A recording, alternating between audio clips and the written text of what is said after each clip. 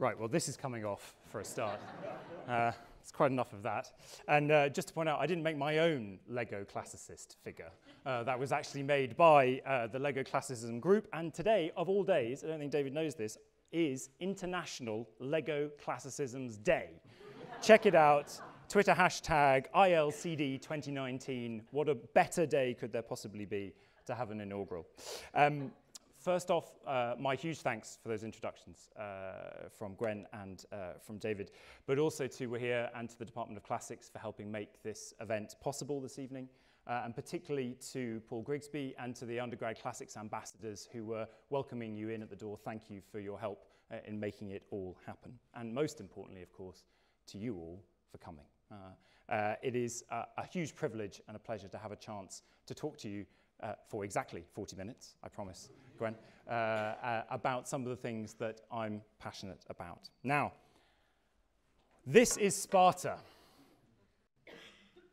When we were deciding on the title for this lecture and then thinking what should be the RSVP address, we had a bright idea. Why don't we get IT to set up a thisissparta@warwick.ac.uk email address?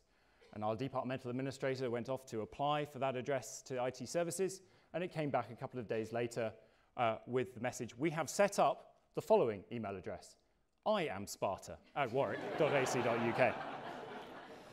Now, I'm not sure whether that tells us more about our departmental administrator, about themselves or what they think of me. I'm not quite sure which one to take it. But if any of you fancy an email change, iamsparta@warwick.ac.uk is free and available.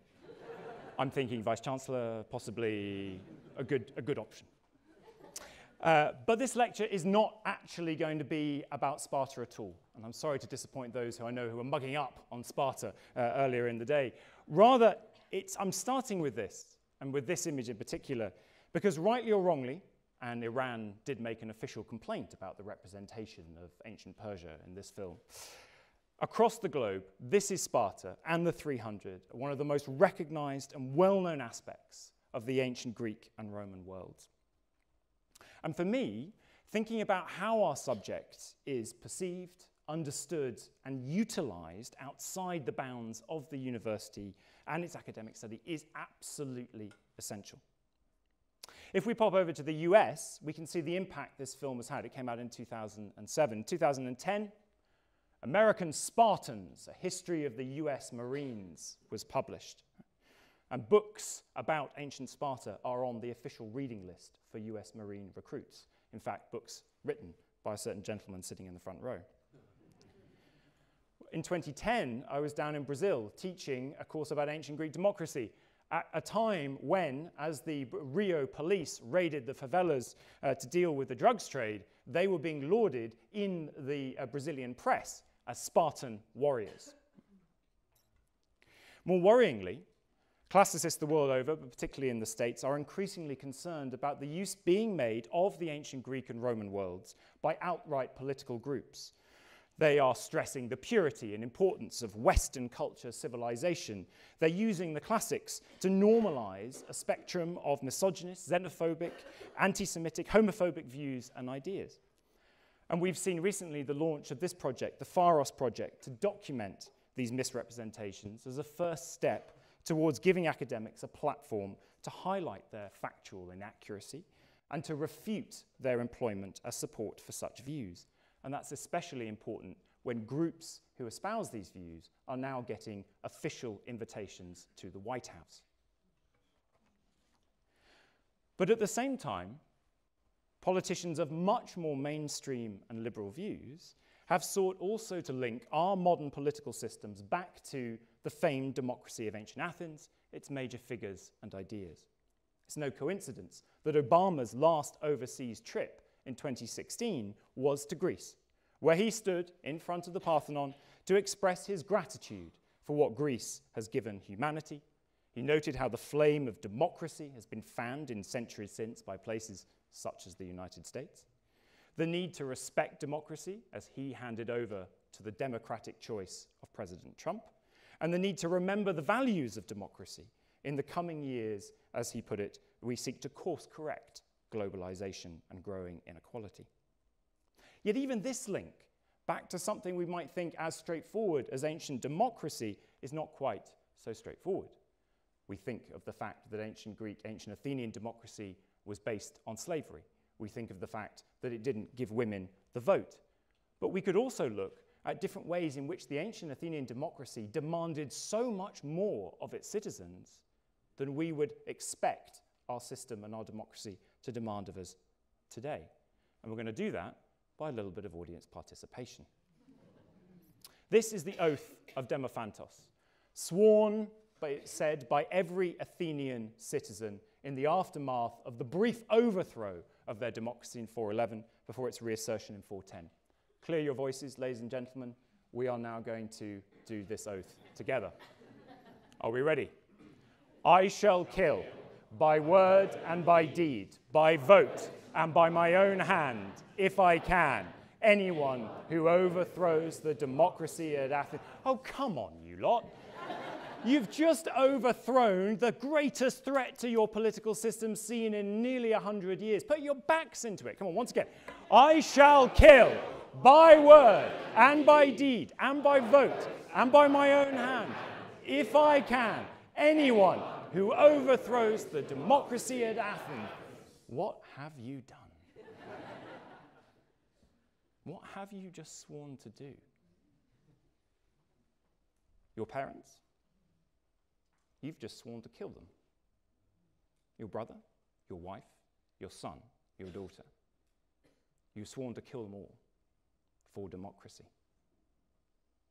In ancient Athens, nothing came above democracy, your allegiance to democracy. Thank you.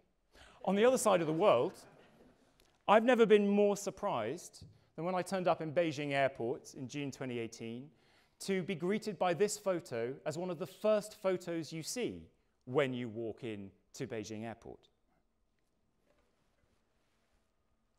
In the bottom right, it tells you that this is China's Central Academy of Fine Arts, practicing their best in copying some of the great works of ancient Greek art.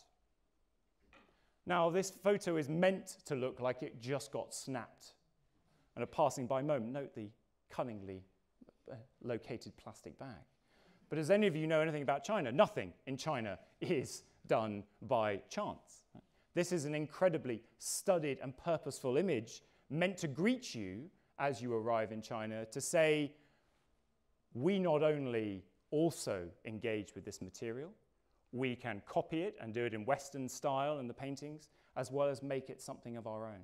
Indeed, the top left says, cultural gateway, beautiful Beijing, but if you read the Chinese, it says cultural gateway to China, beautiful Beijing.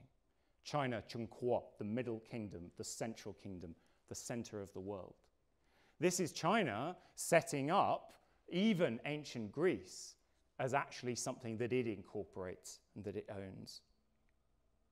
And this is part of a bigger process currently underway, a desire, particularly from China's perspective, to see the ancient creativity, the ancient achievements of ancient Greece and ancient China as on par with one another, as contributing equally to the greater story of humanity. And what we see in China is not only right now the publication of great works to do with ancient Greek art, we see exchanges between museums, their key cultural pieces are going to Greece and Greece's are coming to China.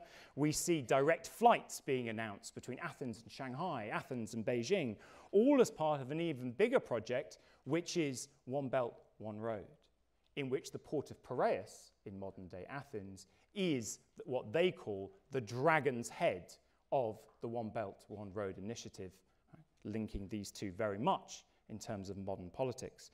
And Xi Jinping, when he was addressing the party congress in 2017, talking about the 4 traps China must avoid falling into, 2 of those had names attributed to the ancient world, particularly the ancient Greeks and Romans, the Thucydides trap and the Tacitus trap, which they may have even invented themselves, because no one's here has heard of the Tacitus trap.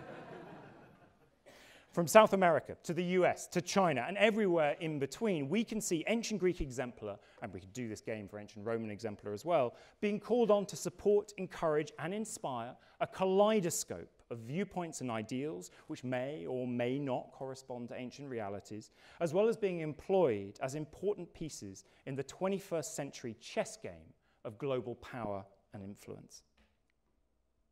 Now, firstly, this should make us want to dispense with one of the greatest misnomers when it comes to the study of the ancient world, that it's the study of a subject which is no longer relevant. I hope we can ban that from our minds, and you have my free permission to strike anyone who ever says it to you. But secondly, it should make the classical community even more aware of the ways in which our study, our ideas, and our voices matter. And it should also remind us how much we too are not unaffected by some of the wider trends invoked just before.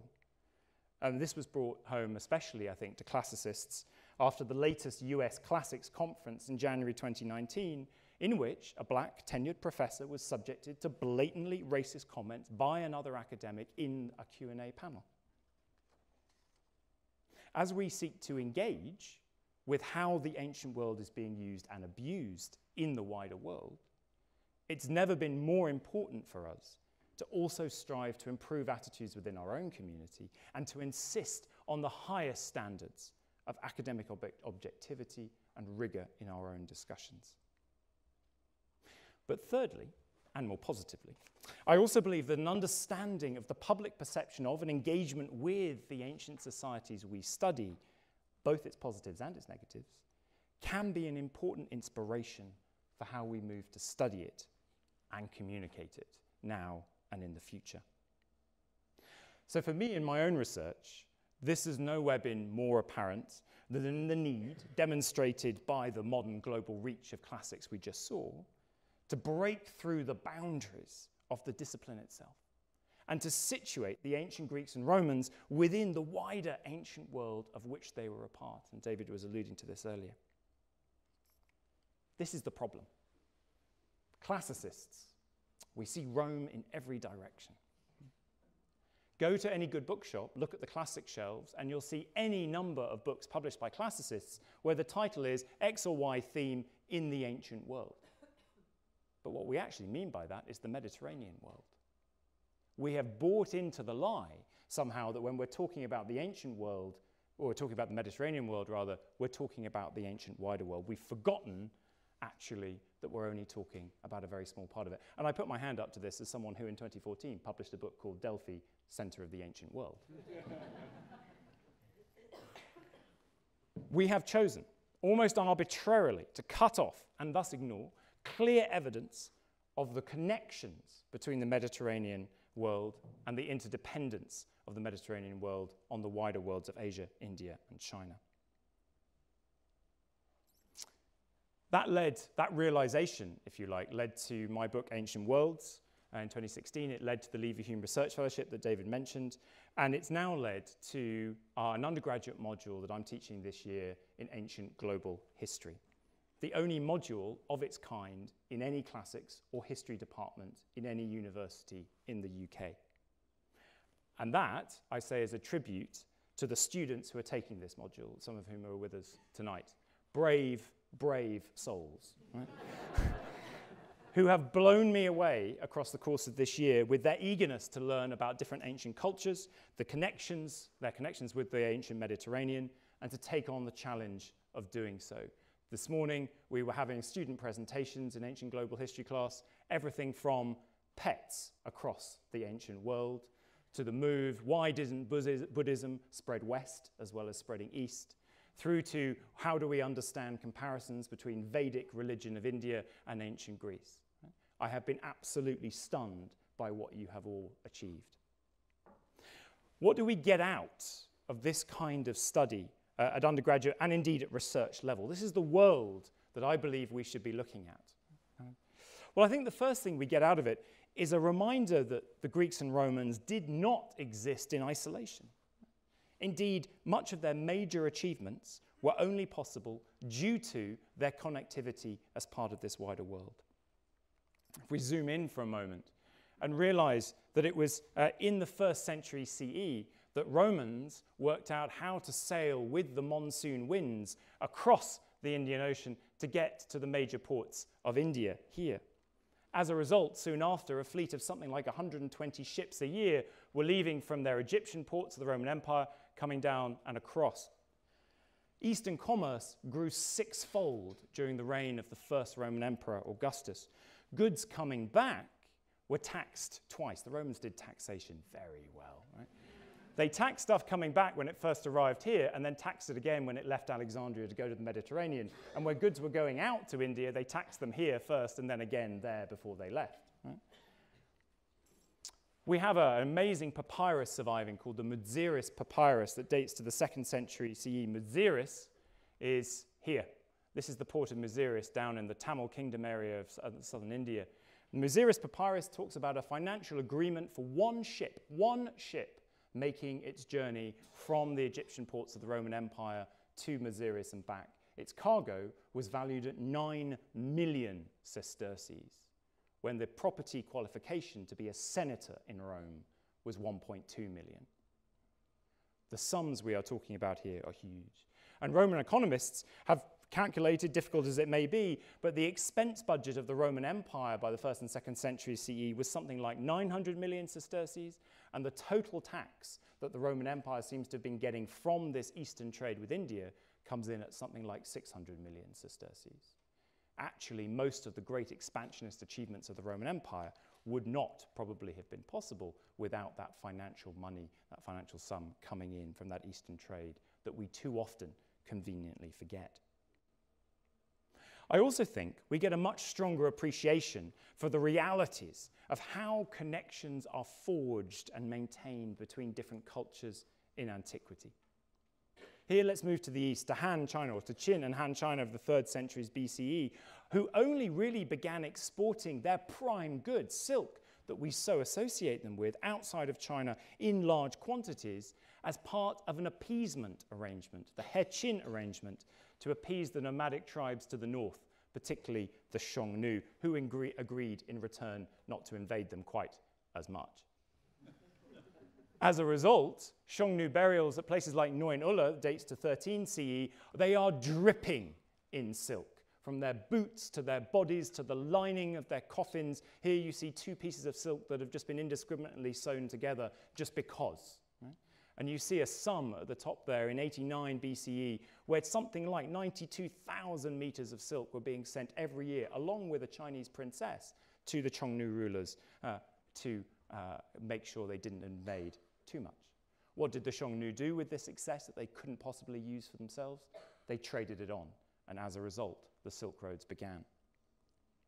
And it leaves the Han Chinese very uncertain about their place in the world.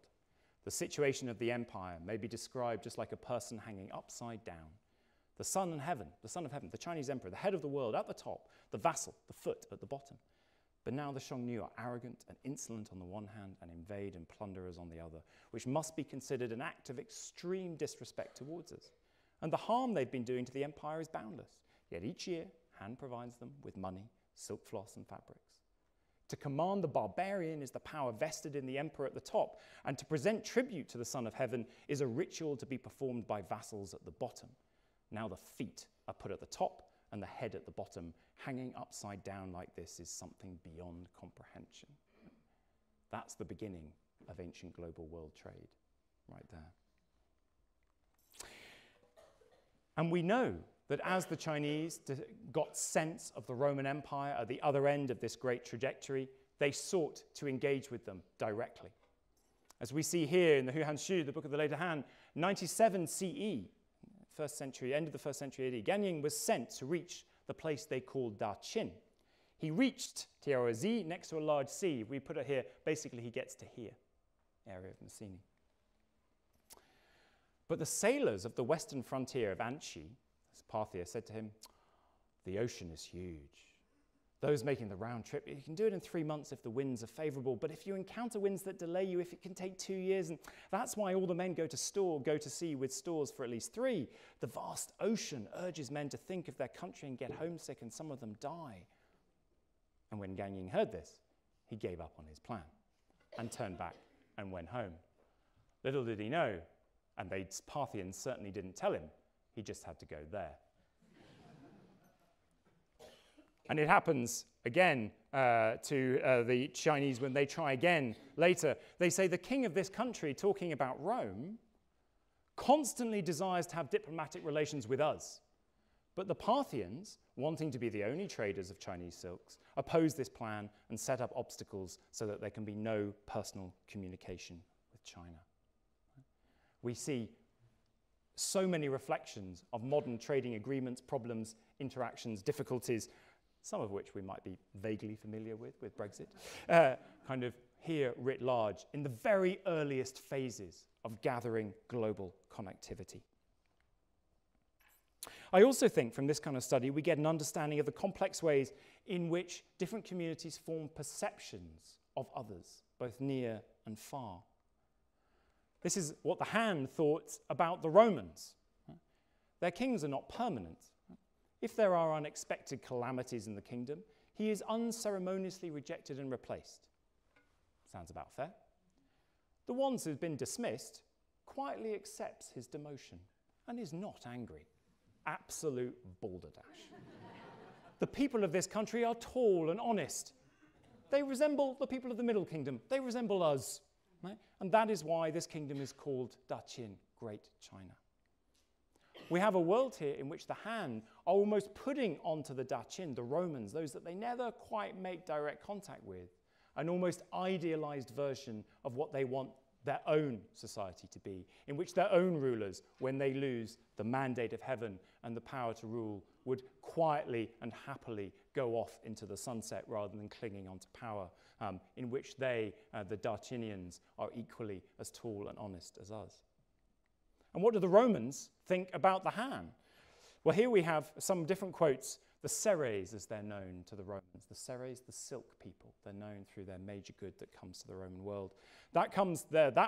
They as a people come between the two, the Indians and the Scythians. They're a race eminent for integrity and well known for the trade that they allow to be transacted behind their backs, leaving their wares in a desert spot. Or as Pliny puts it, so manifold is the labour, so distant are the regions of the globe drawn upon to enable the Roman maiden to flaunt transparent clothing in public. Damn that silk, damn it, right? It makes our women naked, right? And they want it, everyone seems to want it. But the Seres are of inoffensive manners, yet resemble wild animals, in that they shun all intercourse with the rest of mankind and await the approach of those who wish to traffic with them. The Romans have an odd relationship in that they really quite distrust and yet love and are addicted to the main good that comes from the Seres, the silk people. And yet the Seres themselves are not blamed for this. In fact, they seem to have a sort of almost privative way of interacting and trading. What we also get are some amazing moments in which mistakes change the course of history, or rather, bargains that pay off change the course of history. In 166, supposedly 3 Roman ambassadors turned up at the court of the Chinese emperor to offer elephant tusks, rhinoceros horn, and turtle shell, claiming to have come on behalf of the Roman emperor, recorded in the Chinese sources as being named Andun, kind of like Marcus Aurelius, kind of. But the tribute, the Chinese looked at this, went, well, that is rubbish. Elephant tusks, rhinoceros horn, we got tons of that. We thought you guys had gold and pearls and jewels and everything amazing. Frankly, you're not worth trying to make an attempt to meet and get to anymore. And we don't, for the Chinese never, after this point, make another attempt to directly make contact with the Romans. What would have happened if those traders, who weren't from the Roman emperor at all, they were 3 local traders chancing it, kind of, what if they'd come with better goods? Or as Philostratus reminds us again in his life of Apollonius of Tyana, Apollonius was a strict moral figure, a philosopher, and he was trying to cross the borders between the Roman and Parthian worlds here at the place of Zeugma. And he got asked by a tax collector what to declare, what he was taking out of the country. He said, I have nothing to declare except my virtues, grace, faith, and charity. The tax collector handed him a bill for 3 high-end courtesans. It never pays to be a smart-ass with the Border Patrol. My tribute here has to go to colleagues who are kind of in our department who are also breaking the boundaries of classics and its traditional study in lots of ways. We have a Centre of Research in Greco Arabic Studies. Elena Giusti is leading a module on Africa and the makings of classical literature. We're one of the only classics departments in the UK that insists students learn about the Hellenistic world when things go massive and take in everything all the way to the borders of Asia and India. This kind of research, alongside and in conjunction with the ongoing analysis of Greek and Roman cultures in and of themselves, not only offers new and important avenues for investigation, but crucially, for both academics and students, offers a fresh perspective on their study. And for a generation of students whose futures are going to be, if anything, more global, it develops their global competency, their appreciation of cultural difference, and in my view, their ability to join us in a fight against the misuse of the ancient world. Now, classics is inherently always an interdisciplinary subject, right? We study everything from literature to coins to column drums to give us a full understanding of the ancient world. But we should be even more interdisciplinary in the years to come. And I don't just mean in terms of expanding our geographical remits. We also need to think about how we can bring vastly different research specialisms to bear on our topic. I'd say I thoroughly enjoy this kind of research, and I've recently been working as part of a broader research project on bringing the latest advances in the understanding of cognition. This is interdisciplinarity personified here. Our understanding of cognition to bear on ancient religious experience. I've been sitting there in the British Library trying to read articles from the journals of social cognition, autoimmunity review, principles of cognitive neuroscience, the psychological bulletin, and I've realized we're certainly not in Kansas anymore, Toto, trying to, as a result, get to grip on what it was like to be part of an ancient religious festival such as this at the Sanctuary of Eleusis, which, while a mystery cult, was one of the most important public cults in ancient Athens. Now, as my students have been finding this year with global history, finding yourself in a new area of study is both exhilarating and terrifying, especially since I think we always have in the backs of our minds the worry that our work may be dismissed by experts in one field or another, or indeed by people in our own field who don't feel that looking over the parapet into other worlds enriches our original topic of study. Now, these attitudes towards interdisciplinary work are well entrenched because of traditional departmental and disciplinary boundaries, and to overturn them requires the development of the necessary support to enable academics to venture into new worlds of study on and cross those boundaries, not just occasionally, not just for short ventures, but on a more permanent basis. And we have, both at Warwick and nationally via the main researching funding bodies, got better at providing that support in terms of encouragement of these efforts, their recognition as serious academic endeavours, and in the provision of funding and academic structures to enable, house and support them. But one example made me realise that we still have quite a way to go. This International Academic Fellowship from a funder that shall remain nameless, which is for established researchers to develop new knowledge, skills and ideas in one or more research centres outside the UK. Sounds great. Look to line 3. We'll support you in, air quotes, discipline hopping excursions. La, la, la, la, la. Sorry, that's skipping, isn't it? My 3-year-old won't kind of think.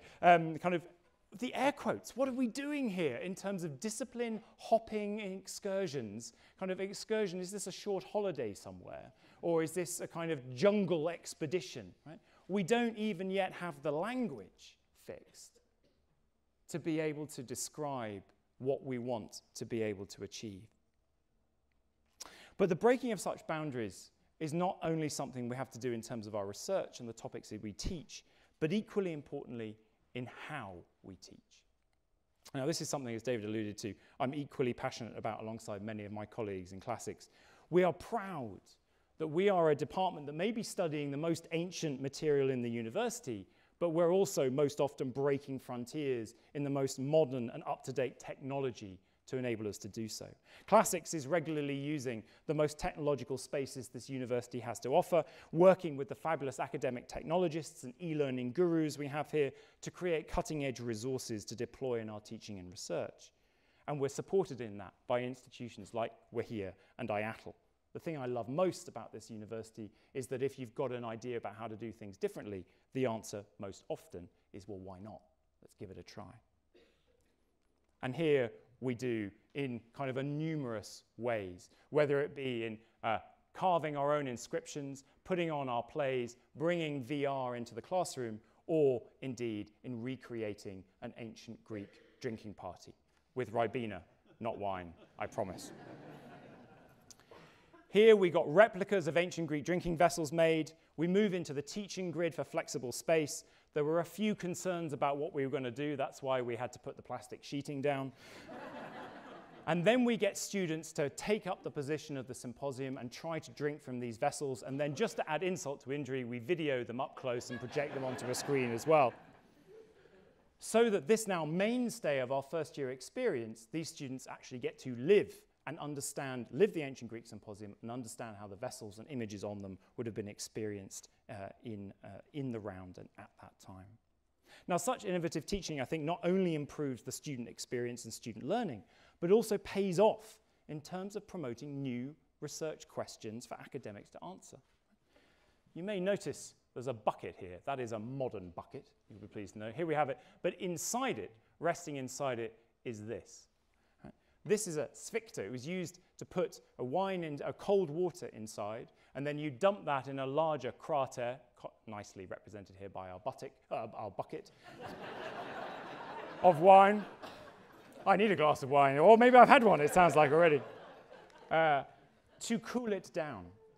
But until we started doing this, we didn't realize that when you put this cold vessel inside the warmer wine, it starts to rotate and turn. 2D images that get represented like this in books turn into 3D moving film. And that sent me off to find someone who knows something about fluid dynamics. Anyone know anything about fluid dynamics? We often talk about research-led teaching, but for me, this is an example of innovative teaching-led research that prompts new questions and inherently interdisciplinary approaches. Right? Teaching students in this way is going to end up teaching me something which I would never have come to in any other way, and which hopefully then I can pass on and communicate to the wider field. But if we're going to be breaking boundaries in what we teach, how we teach it, then for me it's also crucial that we break boundaries in who we teach and engage with. By this I refer, of course, to the important work universities are doing in widening participation to ensure people from all backgrounds are not only supported to apply in the first place, through the application process, and then to make sure they're supported through their studies. But it also refers to the way in which the university does not just do communication, but meaningful public engagement, the creation of an ongoing two-way dialogue with local, national, and international audiences. Now, widening participation and public engagement are especially important to a subject like classics that has fought hard over the last 2 decades in particular to shake off its elitist connotations and improve access to the study of the ancient world in schools across the country. But it's also, I think, never been more important for universities in an era in which universities face intense public scrutiny over their value for money, transparency, accountability, and purpose. Now, in classics, I've been proud to work with students and colleagues in the department, across the university, and with different bodies across the country on a range of different initiatives under the WP and PE banners. We have, and here they are too, kind of between the two of them, in terms of our drama festival, one of the mainstays of our classics department calendar, in which undergraduate students come together to put on a performance in the Arts Centre, and we bring then lectures around that from members of staff, and students come from across the country. It's now the largest public engagement event in the Faculty of Arts calendar. You can see the latest video of the play just uploaded a couple of days ago, and you too can learn how to chorus like a group of ancient Greek frogs. Coax. But also in conjunction with advocating classics education and classics for all, we've brought into being, as David mentioned, the Warwick Classics Network, supported financially by Warwick Widening Participation and Warwick Impact, as well as now by the national charity Classics for All. And here we are to support the introduction and expansion of ancient world studies in state schools in Coventry, the West Midlands, as well as spearheading the creation of national resources for the teaching of these subjects. And it's great that some of those teachers can be with us here this evening. And at the same time, it's my pleasure and pride to be president of the Lytham St Anne's Classical Association up in the northwest of the country, some of which of you are here and made the journey down this evening. This is, since it was begun 5 years ago, now the largest branch of the Classical Association in the entire country, set up by the youngest person to establish a branch of the Classical Association since 1903. And it is a group that not only provides a series of lectures for people interested in the ancient world, but spends time, energy, and money actively fundraising to enable students with bursaries to go on and attend summer schools to enhance and increase their chances of being able to study classics at a further level and at university. Engaging with the public for me is a fundamental part of what being an academic is all about. Not just about why we think this is an interesting subject, but also, as we saw at the beginning of the lecture, to get involved in the debate over how and what these ancient worlds were really like, and thus what they can and cannot be used to mean and substantiate. Now, as such, I've always said, spent a percentage of my time writing books and articles for public audiences, as well as presenting TV documentaries about the ancient world. The advantages for me is I get to see parts of the ancient world I would never otherwise have the chance to do. Although increasingly, that seems to mean them handing me a safety harness and making me abseil down a very deep hole. After the first program we did in this round, Invisible Rome, where I spent quite a lot of time in the drains under Rome, I got a letter from Thames Water. They said, "You look like a man who likes a good sewer. Would you like to come on a tour of the London sewers?" It's very interesting, actually. But equally also, through some of the technology that gets employed in these programs, particularly the laser scanning and the virtual reality, that allows us to occupy spaces in the ancient world that we can't do in reality. I would never, ever, ever get permission to stand on the steps of the Erechtheium caryatid porch, right, of the real one, but I can do in virtual reality, and to imagine the world as the ancient Greeks may have seen it. And just last week, we heard from Pearl Hyde Primary School in Coventry, where years 3 and 4 children, so aged 7 to 9, have been using VR headsets that were lent to them by Warwick University through the Warwick Classics Network to be able to engage with the VR experiences that were created by the BBC as part of this recent series, Ancient Invisible Cities, to be able to start to get to grips with the ancient Greek and indeed Egyptian worlds. With the result that they are now utterly enthused about the ancient world, right? And particularly, I hope, the Greeks rather than the Egyptians. But I also believe this kind of work can spark ideas for study at an academic level. I did a series about luxury back in 2011 that got me thinking about how we haven't really understood the complex nature of luxury in the ancient Greek world, which Edith here and Paul here were part of as well. And equally, I have to confess that my first kind of light bulb moment about doing more global history came from doing a Radio 4 series called Spin the Globe, where we looked at what else was going on around the world at particularly famous dates in time when you know about one thing happening in one place, but what happens elsewhere. But I've realized also that over the past decade of doing this, that engagement is at its most satisfying and its most potent when it's also part of a two-way dialogue. And as such, whenever my TV and radio documentaries go out, I'm going to be live tweeting alongside to answer people's questions, as well as engaging more widely over social media and through website feedback questionnaires, and there's one coming for you at the end of this lecture. And also, more recently, I've begun my weekly Facebook Live Q&A session. Is that a V? I've got 5 minutes, or I should... I've got 5 minutes. That's not a V. Sit down, right, kind of... 5 minutes. In fact, you couldn't be better timed with the V, because last Thursday, when we did our last Q&A session, was Valentine's Day, and so we decided to do a Valentine's-themed Q&A. Except that meant it was all actually inspired by Edith Hall, who told me that the day before Valentine's Day over Twitter was International Condom Day, and there are certain brands of condom that have taken their inspiration from the ancient world. Would you care to use a brand called Spartan? Or indeed, even worse in my view, Sphinx, like kind of. Anyway, that led to me blushing terribly as I was asked on live Q&A to explain what does exactly Aristophanes' description of the sexual positioned lioness on a cheese grater really mean. And tonight, we are broadcasting live this inaugural via Facebook. Hello, everyone. Wave. Nice to see you. To a global audience. And we're going to be taking some questions, hopefully, from that global audience as part of the Q&A. We are literally breaking through the boundaries of the university so that everyone with an internet connection can be part of this debate and discussion. And I believe that that two-way dialogue with the wider world should be at the heart of what we do in the university, and that we need to champion not only the ways in which the wider community and universities benefit from that dialogue, but how it can feed back positively into our teaching and to our research. And I think we need to be involving our students more in the process. Right? I'm very proud to have been part of a classics department where undergraduates, postgraduates, and staff work together on outreach and engagement programs. This photo sums up, I think, more than anything, our department, where you have head of departments, staff members, postgraduates, undergraduates, all celebrating our joint departmental victory in the Staff Awards for Public Engagement last year. We've talked about the Drama Festival already, another moment where we come together as undergraduates, postgraduates, and staff to produce something extraordinary for the outside world. Our second years doing Hellenistic World have been producing digital stories, short films that go up on our Classics YouTube channel for the wider world to enjoy. As part of the Warwick Classics Network, we're soon going to be hosting a postgrad-led initiative day for Ancient Images, Modern Eyes. And David referred to this as well, oiko.world, which brings together my interests in pushing the boundaries of academic research, linking up with the Warwick academic technologists and indeed to external technological firms and computer minds, the geniuses who are able to actually do the coding as I faff my hands in the air going, I want something a bit like this.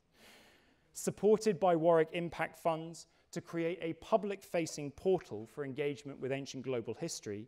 And now, in 2018-19, the students of the Ancient Global History module have just finished an assessment where they have been adding to this project, right? Creating new data in this system that is going to be out there for the public to enjoy. Now that, in a nutshell, is what I hope for academia, for universities, for degree study, and in particular for classics. That we move towards a system in which we are fully supported in bursting through the boundaries inherent in our subject, bursting through and breaking through those boundaries in how we teach it and to whom we teach it, in which the continual three-way mutual dialogue between research, teaching, and engagement is recognized and put at the heart of what we do as academics, and in which students of all stages and from all backgrounds work alongside us as academics in our mission, not only to discover and understand the past, but to communicate that past to people of all ages in the wider world and challenge its use and its misuse, in order not only to prepare better our students for the myriad of careers they're going to go on to do, but also to help ensure that we better harness the power of the past to enrich the world that we're all going to live in the future. Thank you very much indeed.